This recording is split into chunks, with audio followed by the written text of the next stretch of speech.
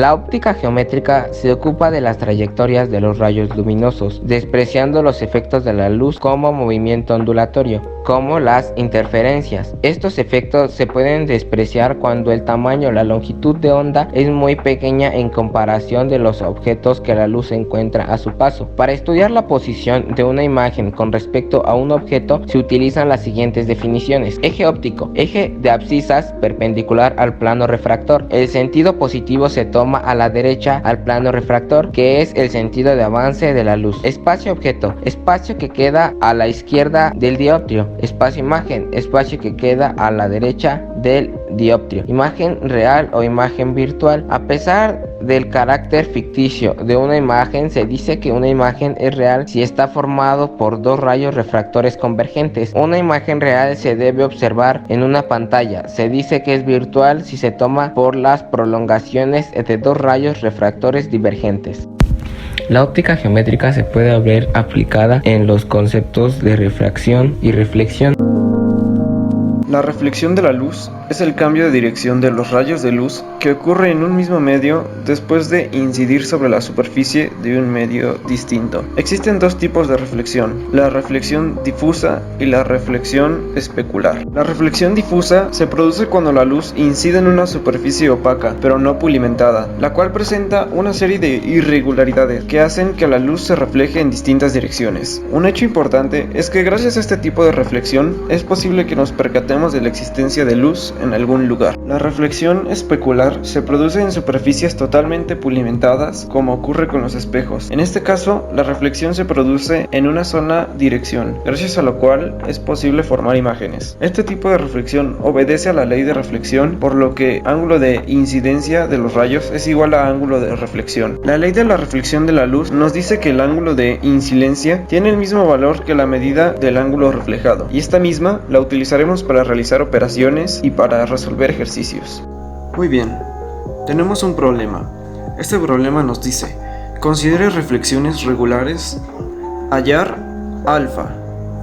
Ok, pues primero tenemos esta figura de aquí, en donde tenemos que el rayo de luz rebota en esta parte de aquí, en este punto, después rebota aquí para finalmente salir por acá. Y esto nos forma como una especie de triángulo y nos pide que encontremos alfa, que alfa sería este punto de aquí. Bueno, también alfa sería el punto de acá, pero el que queremos es este. Ahora bien, bueno, y esta cosa de aquí nos indica que tiene 40 grados en este punto. Entonces, ahora, ¿qué es lo que sigue? Tenemos que ponerle valores a los puntos en donde rebota la luz, que sería en este punto de aquí y en este punto de aquí. Yo le puse teta y beta. Y bien, tanto el ángulo de aquí como el ángulo de acá es teta, y tanto el ángulo de aquí como el ángulo de acá es beta. Ahora bien, ya que tenemos asignados los valores para cada punto, podemos continuar. Como podemos ver aquí, en esta parte se forma un triángulo. ¿Y qué nos dicen los triángulos? Que la suma de los lados internos de los triángulos tiene que dar 180. Entonces sumamos los puntos, que es 40 más teta más beta es igual a 180.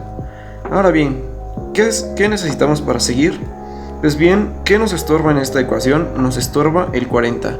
Entonces este 40 debemos de pasarlo para el otro lado. Al pasarlo se va a volver negativo y se va a tener que restar con el 180. 180 menos 40 es igual a 140. Entonces teta más beta es igual a 140. Ahora bien, ¿qué sigue para continuar?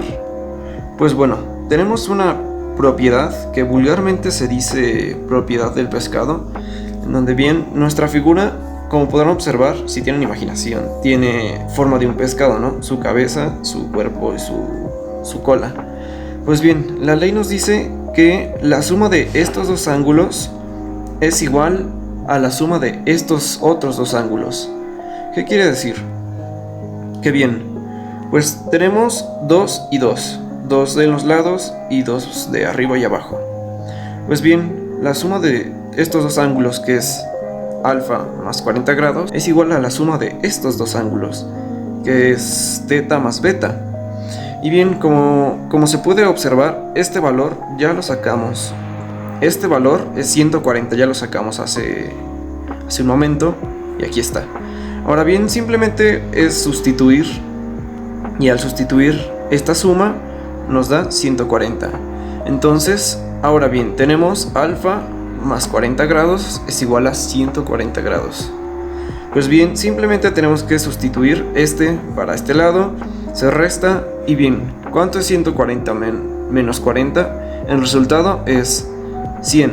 Entonces nuestro resultado final es que alfa es igual a 100 grados. Refracción. La luz viaja con una rapidez constante en línea recta en un medio uniforme. Si este cambia, la rapidez también, al igual que su trayectoria. A esto se le llama refracción. En la imagen, el rayo incidente está en el aire y cambia de medio al pasar al agua.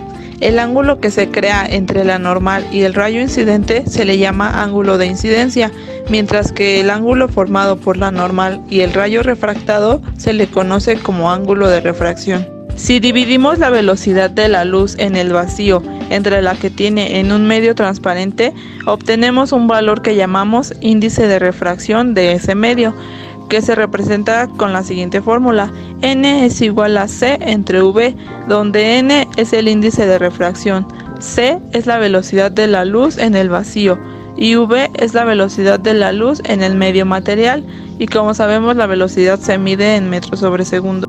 Si la luz pasa de un medio más rápido a otro más lento, el ángulo de refracción es menor que el de incidencia. Si pasa de un medio de mayor índice de refracción a otro con menor índice de refracción, el ángulo de refracción es mayor que el de incidencia. En este último caso, si el ángulo de incidencia es mayor que el ángulo límite, no se produce una refracción, sino se le denomina reflexión total. El fenómeno de la refracción se rige por la llamada ley de refracción o ley de Snell. Su fórmula es la siguiente: N1 por seno de I es igual a N2 por seno de R, donde N1 es el índice de refracción del medio del que procede, la I es el ángulo de incidencia, el N2 es el índice de refracción del medio en el que se refracta y la R es el ángulo de refracción. Un ejemplo de cuando observamos este fenómeno es cuando los objetos se distorsionan al momento de ponerlos en el agua. Formación de la imagen. Para hablar de la formación de la imagen es necesario primero hacer una introducción sobre la óptica y los lentes. La óptica es la rama de la física que estudia la luz, su propagación y su interacción con la materia. Así incluye la reflexión, la refracción y la absorción de instrumentos ópticos como lentes, espejos, prismas, etc. Los lentes. Los elementos ópticos positivos hacen converger la luz. Tienen una distancia focal basada en la distancia de los rayos paralelos al punto focal. Existen tres tipos de lentes: convexas o convergentes, cóncavas o divergentes y planas. Construcción de las imágenes. Para construir una imagen, trazamos un rayo que es marginal y paralelo al eje óptico o eje principal del sistema. Se refracta en la lente y parte desde el plano principal de la misma, cruzando el eje óptico por el foco imagen. El siguiente rayo pasa por el centro óptico de la lente, a consecuencia de lo cual no sufre ninguna desviación en su trayectoria, hasta cruzarse con el rayo marginal anterior. El último rayo que representaremos pasa por el foco objeto y atraviesa la lente, refractándose en el interior de la misma y partiendo perpendicularmente al eje óptico desde el plano principal de la lente, se cruza con los dos anteriores. En la siguiente imagen se puede mostrar cómo se representa esto. Los diagramas de rayos son dibujos de las diferentes situaciones para los lentes. El trazado de los rayos en espejo es similar al trazado de rayos en lentes, en los cuales se usan rayos paralelos al eje óptico y rayos a través del punto focal. Para un diagrama de rayos tenemos una fórmula que dice que es 1 entre distancia del objeto al espejo más 1 entre distancia cercano a 1 entre distancia del foco entre radio del espejo. Entonces vamos a tener 1, 2, 3, 4 constantes. Para sacar la D es distancia del objeto al espejo por distancia del foco entre distancia del objeto al espejo entre F, que es distancia del foco. Distancia del objeto al espejo se va a representar con la letra Do. El radio del espejo se va a representar con una R, la distancia del foco se va a simbolizar con una letra F, y para sacar la letra F se necesita dividir el radio del espejo entre 2. Entonces esto va a ser la ecuación para sacar un diagrama de rayos. El diagrama de rayos se puede utilizar para los lentes de las cámaras, para cuestiones médicas como son las radiografías, etc.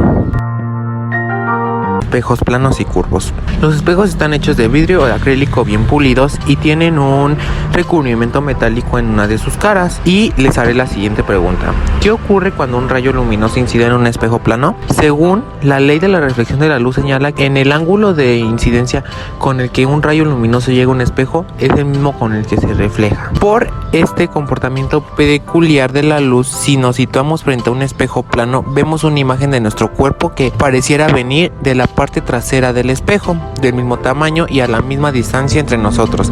Y el espejo decimos que es una imagen virtual porque no es posible que esta imagen se encuentre realmente detrás del espejo, ya que este la taparía. Los espejos curvos pueden ser convexos o cóncavos. Los espejos convexos tienen una curvatura hacia atrás, como la superficie interior de una esfera metálica o el dorso, la parte trasera, una cuchara metálica. Los rayos de luz que llegan a la superficie del espejo convexo se reflejan hacia atrás y se abren. Cuando un objeto se refleja en un espejo de este tipo, se forma una imagen virtual como si estuviera detrás del espejo. Esta imagen es más pequeña que el objeto y parece como si ese estuviera situado más cerca del espejo de lo que en realidad está. En los espejos convexos, la visión que se obtiene es más amplia, ya que en la imagen caben más objetos que en los espejos planos. Por esta razón es el tipo de espejos que se utilizan como retrovisores laterales de los automóviles. Por cierto, en estos espejos los objetos reflejados aparecen más pequeños de lo que en la realidad y a una distancia menor que aquella a la que se encuentran. En lo que toca a los espejos cóncavos, su curvatura se forma hacia adentro como una en la parte interior de una cuchara metálica. Los rayos de la luz que llegan en una dirección horizontal se refleja convergiendo en el punto llamado foco. En este tipo de espejo, si el objeto se sitúa cerca de él, la imagen que se forma es mayor y está más alejada del espejo que el objeto. Los espejos cóncavos se utilizan cuando se quiere ampliar parte del objeto que se refleja, como ocurre en los espejos de los salones de belleza o de los consultorios dentales, cuando se requiere amplia una parte del rostro o de la cavidad bucal para propósitos de maquillaje o limpieza. Lentes delgadas.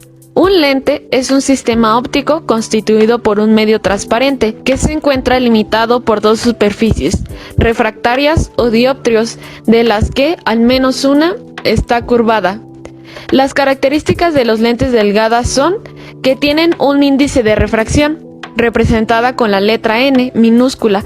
Esto nos dice cuánto se refracta el rayo de la luz. La distancia del objeto, representada con la letra DO, es la distancia que existe entre el objeto y el lente. La distancia de la imagen, representada con la letra D en minúsculas, y es la distancia que existe entre el lente y la imagen que se va a proyectar después de que la luz pasa por el lente. La distancia focal, representada por la letra F minúscula. Recordemos que cada lente tiene su foco y es donde todos los rayos convergen.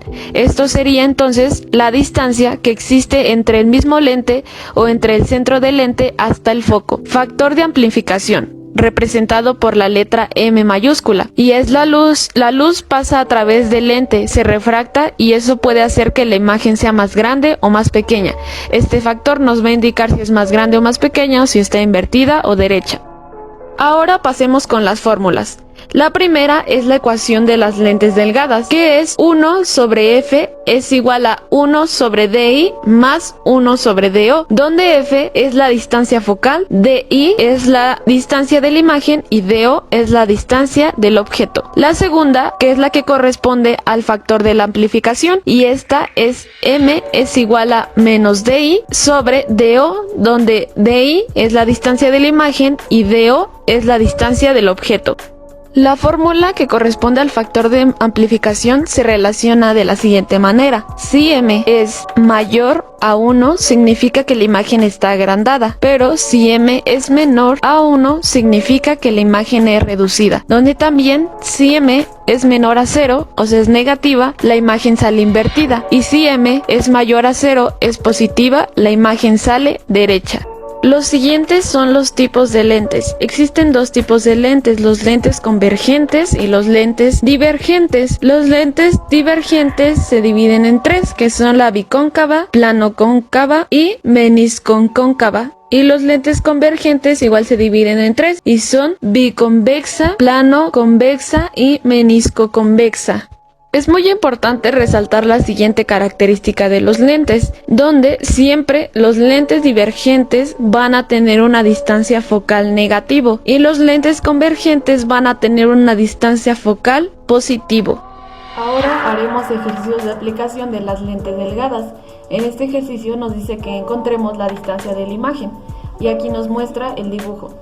Recordemos que la fórmula de las lentes delgadas es 1 sobre f es igual a 1 sobre DO más 1 sobre DI. En este caso f es la distancia focal, DO es la distancia del objeto y DI es la distancia de la imagen, que es la que vamos a encontrar. Primero hay que ver el valor de la distancia focal. Entonces tenemos 1 sobre 8 porque esta es la distancia focal, pero para eso necesitamos saber primero si ese 8 va a ser negativo o positivo. Esto se ve dependiendo al tipo de lente que tengamos. En este caso tenemos un lente cóncavo divergente que va a tener un signo negativo, ya que recordemos que los lentes divergentes tienen signo negativo y los lentes convergentes van a tener un signo positivo. Entonces en este caso es negativo y va a ser menos 8 centímetros. Es igual a 1 sobre la distancia del objeto. En este caso tenemos que es 24 centímetros positivos y más 1 sobre DI, que es lo que vamos a encontrar. Si despejamos para encontrar DI, entonces nos quedaría 1 sobre menos 8 centímetros menos 1 sobre 24 centímetros, que es igual a 1 sobre DI. Realizando esta operación tenemos que es menos 1 sobre 6 centímetros, esto es igual a 1 sobre DI, y haciendo su inversa nos quedaría DI es igual a menos 6 centímetros, y este es nuestro valor de la imagen. Esto significa que la imagen va a estar a 6 centímetros y el signo significa que se va a encontrar del mismo lado del objeto, entonces la imagen va a estar ubicada de este lado. Este ejercicio se puede realizar ya sea en centímetros o en metros, y pues eso sería un ejemplo de los lentes delgadas. Ahora, para saber si la imagen está invertida o derecha o si está agrandada o reducida, tenemos que usar la ecuación de la amplificación. Esta es igual a m es igual a menos di, distancia de la imagen, sobre do, distancia del objeto. En este caso tenemos que di es igual a 6 centímetros menos 6 centímetros sobre DO, en este caso DO es 24 centímetros. Pues multiplicando menos por menos da más, entonces quedaría m es igual a 6 centímetros sobre 24 centímetros. Haciendo la operación nos saldría que m es un cuarto. Esto nos quiere decir que la imagen se encuentra derecha. Un sistema de lentes son dos o más lentes montadas para trabajar conjuntamente y desempeñar una función. La mayor parte de dispositivos ópticos que te rodean, como telescopios, cámaras fotográficas o microscopios, están construidos por combinaciones de lentes.